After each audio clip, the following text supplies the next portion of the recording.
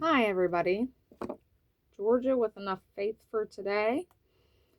We're going to jump in to do the new you. I want to finish it by the end of tomorrow because I finished reading it a while ago. And once I got finished with it, I was like, okay, time to do the new you instead of finishing the book on my channel here. Okay, word of the day. Do not be anxious about anything, but in every situation, by prayer and petition, with thanksgiving, present your request to God. I like that it says with thanksgiving. You got to remember that we got lots to be grateful for too. All right, we're on day 62. I want to jump right in. That's how you seek the Lord. It says, He sought the Lord by taking steps. His actions were the proof of his faith. They were his unspoken prayer. That's how you seek the Lord. That's how you trust him. Sometimes that's all you can do.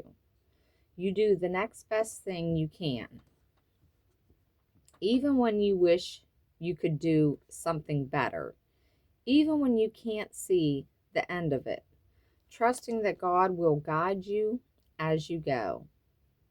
It's ugly trust. You're stressed about you're stressed, but you're still seeking. Ooh, I'll tell you what, my eyes are getting worse. You're tired, but you're still trusting. You're worried, but you're still pushing forward, looking forward, taking steps of faith as best you know how. It's road weary, battle scarred, tear stained, drool in your beard trust. But it's still trust. It's still faith. It's still hope. It's still praise. And someday, like David, you're going to say, I sought him when I couldn't see him. I was groping around in the dark, feeling my way forward in faith, but I couldn't feel him. I sought him, and there was a space. And for a while, I wondered if I would make it, but he heard me and he delivered me. God always delivers his children if you reach out to him and have faith. For David, there was a 7-year space, not 7 days, not 7 months, 7 years that Saul chased him, 7 years that he made his home in caves, 7 years that he dealt with fear and depression. This story in Gath was one incident of many. He didn't just seek the Lord one time. He had a lifestyle of turning to God, leaning on God, following God. He did a lot of next best things in that time. He lived in over a dozen places during the years he outran Saul. He was often just one step ahead, and it was exhausting. There were times he thought he was going to die, but he didn't quit. He trusted. Have you been there? Are you there right now in some area of your life? Maybe you're awaiting a legal verdict. Maybe you're trying to find a place to live. Maybe you're working through a relational conflict. You can't see the solution, and you wonder if God knows or cares. That's when trust comes in. That's when your faith rises above the level of your emotions. It's when you commit your way to the Lord. It's when you plan your steps, but let the Lord direct your path. It's when you do the next best thing. 3 months from now, you might be writing acoustic poetry about all that God has done. You might be telling someone your testimony with tears of joy in your eyes. But right now, it's ugly. Right now, you can't see the end. So you just need to do the next best thing. Holy cow, does that speak to my heart? 3 months from now, you might be writing acoustic poetry about all that God has done for you. You might be telling someone your testimony with tears of joy in your eyes. But right now, it's ugly. You can't see the end. So you just need to do the next best thing. This is where I was like 7 months ago. I didn't see the next best thing. I was hurting. And I've wrote poems my whole life, so that speaks to me. And I've been writing even more lately. And it says about the testimony with tears. That's what I've been trying to do. Share my testimony in order to be able to help other people who have gone through similar situations. Because it is hard. It is hard to go through abuse and neglect and emotional harm continually, decade after decade from childhood. It's hard. It's hard to go through that and still believe in God. How many times have you heard it? If God is real, why does this happen? Why does that happen? There is always a purpose in the pain. I don't care how dark the situation is. If you can muster up the strength to have the faith and the trust in God, He can change your perspective. He can give you that moment, that last moment where you pick yourself up off the floor and you decide this is not who I am anymore. And you decide to be the person that God always created you to be.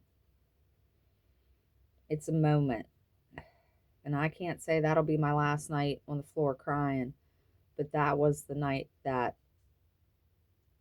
I begin to get aligned with God.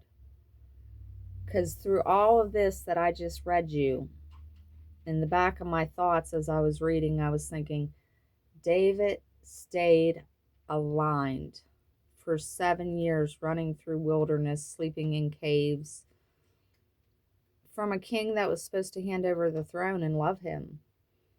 Instead, he was trying to kill him.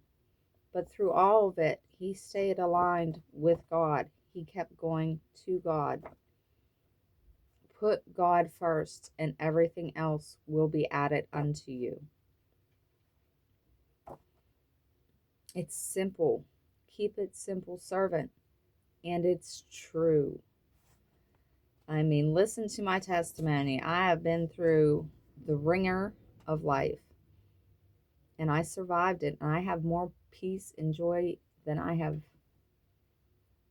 It surpasses understanding. Because if you look at the life I've lived and the life that I am currently living in, which is plain Jane, 9 to 5, trying to survive, there's no reason for me to be this happy. It's because of God.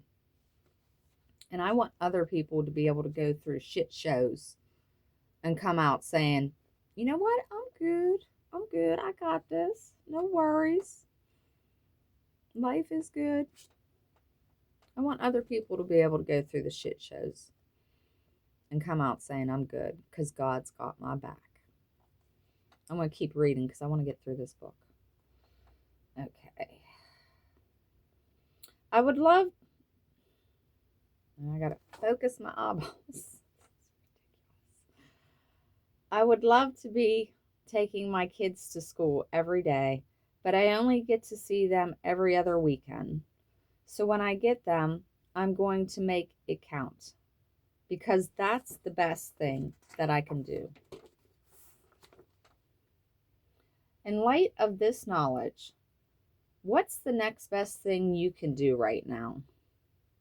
As we move into the sixth and final mindset, we're going to look at ways to embrace your now. Now, what can you do right now? How do you take the next best step? How do you do the thing that you would do? This last mindset is one that will set you up for success in whatever season or situation you find yourself. God has given me everything I need for the season I'm in.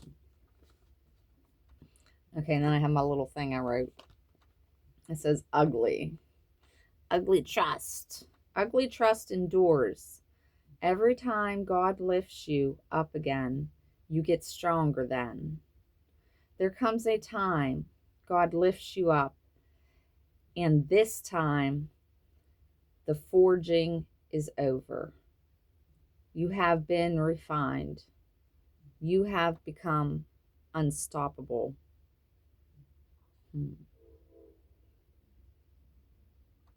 It's that last time you pick yourself up the floor and say, no more.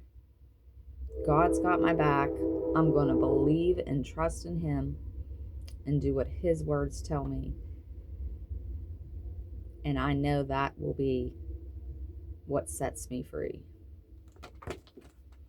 Okie dokie. I guess I'll stop there, and I'm just going to start reading a section at a time because I need to get through this book because I've been having lots of other things popping in my head to talk about, but I want to finish this. I want to finish it because I have a habit of starting stuff and not finishing it, to be honest with you. Consistency is not my strong point. God bless y'all. America Discovers God Again, Day of Prayer. Get to the American Discovery Trail. Take a minute to Google it. Find your spot. We need 9 million people to fill that trail with prayer and praise. October 18th, 2026. It goes all the way across the United States, so time zones. Pacific is 10, Mountain is 11, Central is 12, and East Coast is 1. If you want more info, go through my videos. You'll figure it out. If I can figure it out, you can. God bless y'all. Say your prayers. It's one of our greatest weapons. And pray for a brighter future for our children and that they are protected.